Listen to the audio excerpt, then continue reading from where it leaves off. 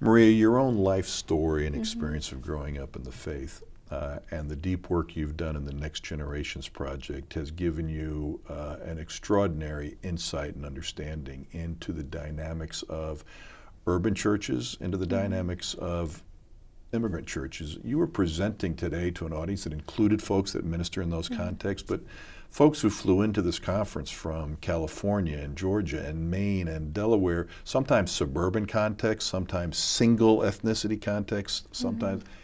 But it was plain that you were saying something that resonated with everybody. What were the commonalities that you found as you went from table to table and fielded questions?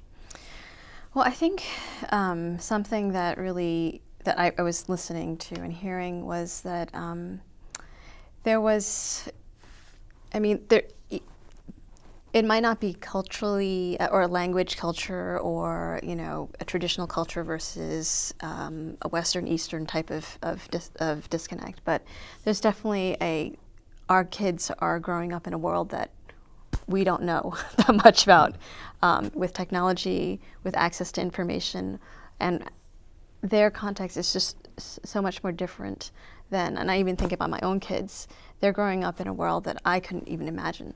So it's this real struggle for both parents and youth workers and pastors to try to understand how are we helping to walk with these kids to understand how their faith works with the questions that they're asking.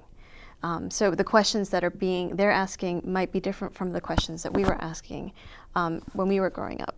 Of course, there's identity and there's those types of kind of basic. I'm trying to understand who I am as a person growing up and becoming an adult. But I think the issue of access to information and exposure to things that just were not the case for us in an older generation. I think those are commonalities wherever you come from. It doesn't matter what tradition or culture or language those are some just basic. The world is changing. It's becoming more complex, and we have to be able to help our kids grapple with these questions that we didn't have to answer. So I would say that's one definite thing.